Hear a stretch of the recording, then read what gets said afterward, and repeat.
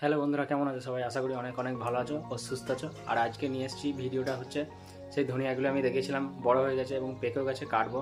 আজ প্রচুর বৃষ্টি হয়েছে, সকাল থেকে যেতে পারিনি, তো এখন 11টা বেজে গেছে, রোদ উঠেছে অনেক। এখন যাবো এবং কাটবো। একটা লোকও করা ছিল, সেই লোকটি আসেনি, আজকে বৃষ্টি হয়েছে বলে কাটিনি, কালকে আবার কাটবো। আজ তো ভিডিওটি প্রথম থেকে লাস্ট পর্যন্ত দেখতে থাকবেন। আর আমার চ্যানেলটা নতুন হলে অবশ্যই সাবস্ক্রাইব করে দেবেন, সাপোর্ট করবেন, প্লিজ সাপোর্ট করবেন। সাপোর্ট ছাড়া কেউ বড় হতে পারে না। আর ভিডিওটা ভালো লাগলে একটা লাইক করে দেবেন। তো চলুন আর কথা না বাড়িয়ে ভিডিওটি দেখা যাক। এই যে থলিতে জলের বোতল আর কাস্তে নিয়ে নিলাম, কাস্তে দিয়ে কাটবো। এই দুটো অবশ্যই দরকার, বাড়িতে বৃষ্টি হয়েছে। এই যে আমাদের ছাগলের বাচ্চা, আমার সব থেকে প্রিয়। আর একজন আছে, এই গরুটা আর আমার সব থেকে ভালো লাগে আমাদের বাড়িতে। এটা আমাদের আরো প্রিয়। একজন ভয় করছে, পুরো রেড কালার একদম।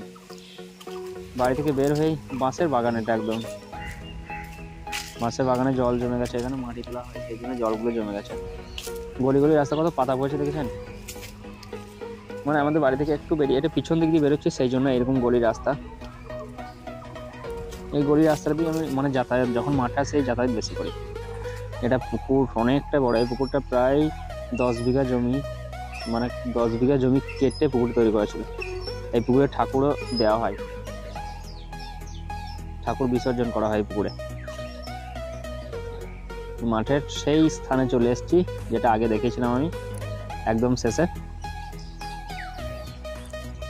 তো এই তো পোল্ট্রি ফার্ম, আর এটা পুরো মাঠ। আমাদের এই মাঠটা এতটাই বড়, মানে পরের গ্রামটা দেখা খুব মুশকিল, এতটা বড়, অনেকটা বড় এই মাঠটা। আর সকাল ফার্মগুলো আমি দেখাইনি একদিন। এই বাচ্চা, এটা 20 দিনকারের বাচ্চা। আমাদের এখানে মানে পৃথিবীতে যত ব্যবসাদার আছে বা যারাই আছে, নিজের জিনিস নিজের দাম দর করে নিজে ঠিক করে বিক্রি করে, যে আমি কত দামে বিক্রি করব সেটা নিজে ঠিক করে।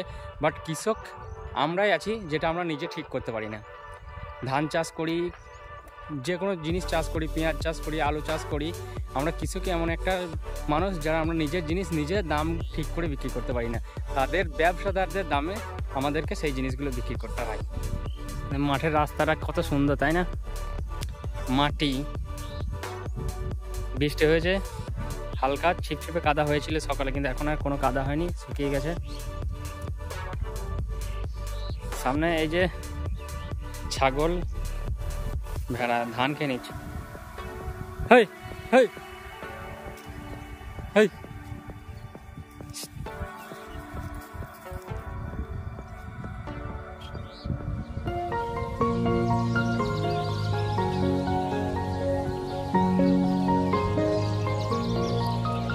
রাস্তায় জল জমে গিয়েছে দুই দিকে। এবার এই খালগুলো কেন ট্রাক্টর যায় ধান তোলে মাঠে, সেই জন্য রাস্তার দু ধারে গর্ত জমে গেছে, ওই জন্য জলগুলো দাঁড়িয়ে আছে। আর আমাদের রাস্তাঘাট এখানে ঠিক হয় না, মাঠের রাস্তাঘাট কোনো দিন ঠিক হয় না। আগে 100 দিনের কাজ হতো, 100 দিনের কাজে ঠিক হতো, কিন্তু এখন আর 100 দিনের কাজও বন্ধ হয়ে গেছে, আর রাস্তাঘাট ঠিকও হয় না। এটা জল যাওয়ার জন্য পাকা নালা করা হয়েছে। সেই পেঁয়াজের জমি আমাদের,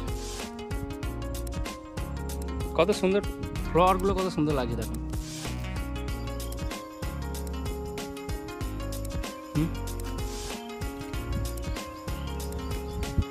তো ফুলগুলো কত সুন্দর লাগছে।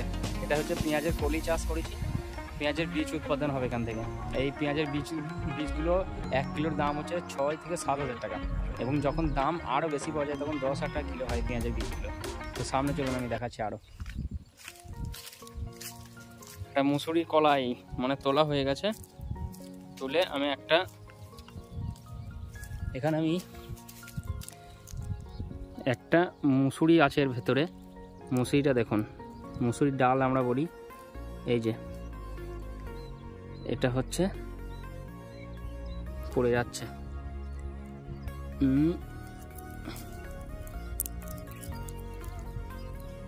এই যে মুসুরির ডাল, এটা হচ্ছে মুসুরির ডাল, কেটে ফেলে রেখে দিয়েছে।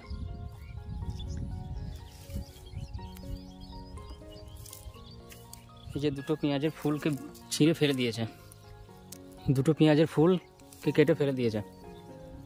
কি বলবো লোকগুলোকে। মানে চাষ করে আমাদের কত রকম কষ্ট, অনেক মানে বাচ্চা ছেলেকে যেভাবে যত্ন করতে হয় সেভাবে আমরা যত্ন করে মানুষ করি এবং যত্ন করে যে জিনিসগুলো তৈরি করি, এটা কোনো মানুষের বিবেক বুদ্ধির মধ্যে পড়ে এটা ছিঁড়ে ফেলে দেওয়া?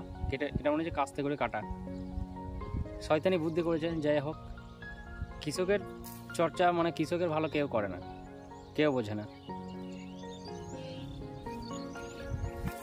চলো তোমাদের ধনে জমিতে যাই। সব মৌমাছি বসছে ফুলে, এরকম মৌমাছি ফুলে ফুলে মৌমাছি না গেলে, আমরা পড়েছি জীবন বিজ্ঞানে আগে,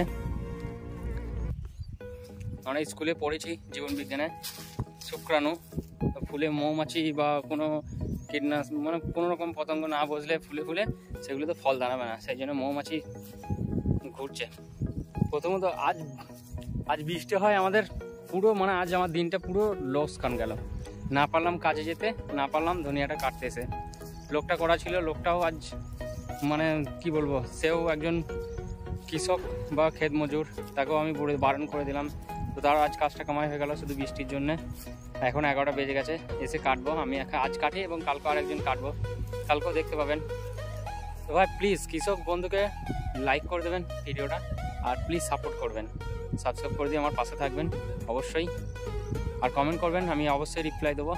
তো এই ধনের জমিতে এসে পৌঁছে গেছি, পেকে গেছে দেখেছেন, এই যে পেকে গেছে।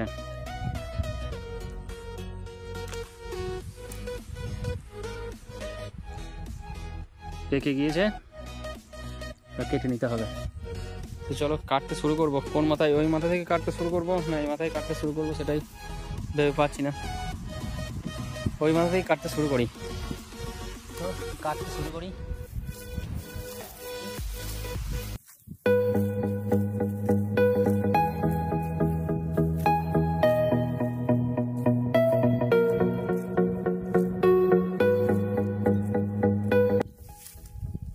এত সেন্ট ভাই, দেশি ধনিয়ে প্রচন্ড সেন্ট, গাছটাই শুধু সেন্ট।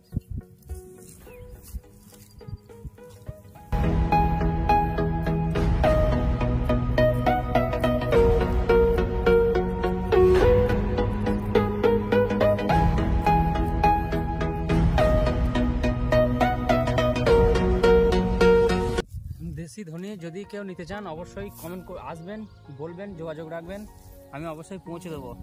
এত সুন্দর সেন্টটাই ভুলতে পারবেন না, এত সুন্দর সেন্ট।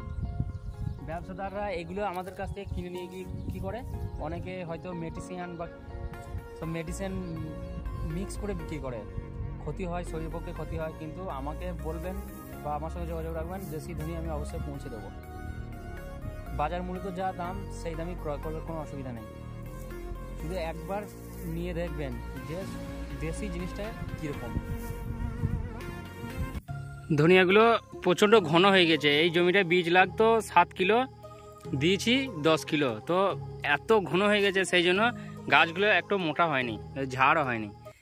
2 কাঠা মতো জমি কাটা হলো, এখনও প্রচণ্ড রোদ, মানে কি বলবো, এখন রোদের তাপ কমেনি। আর ফার্স্ট সকালে বৃষ্টি হলো, তাই হাতে করে তুলতেও পারা যাচ্ছে না, কেটে পুরো কাটতে হচ্ছে। প্রথমে কিছু তুললাম, হাতের অবস্থাটা দেখুন পুরো ছিঁড়ে যাচ্ছে, কালো হয়ে গেছে একদম, আর প্রচণ্ড জ্বলছে।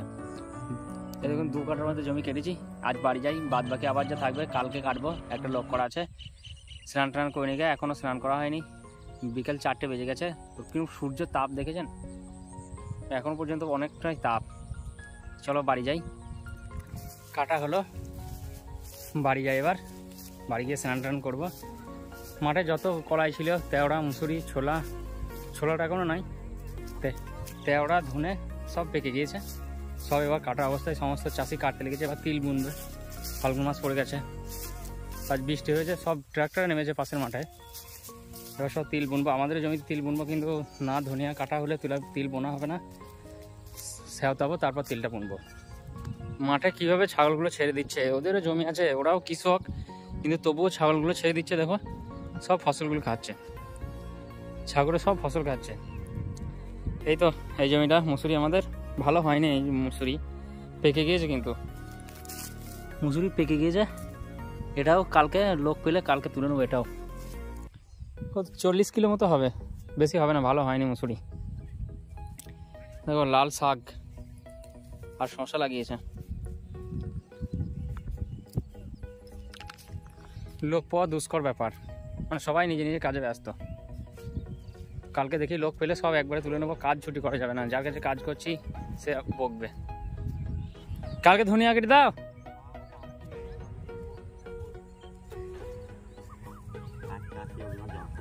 একটা লোক পাওয়া যাবে না?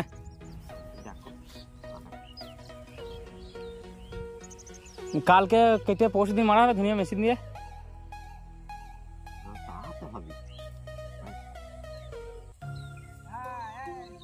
হ্যাঁ শুকিয়ে হবে আবার, দেখি আজ একটা লোক পাই নাকি, তাহলে সব কাটা হয়ে যাবে।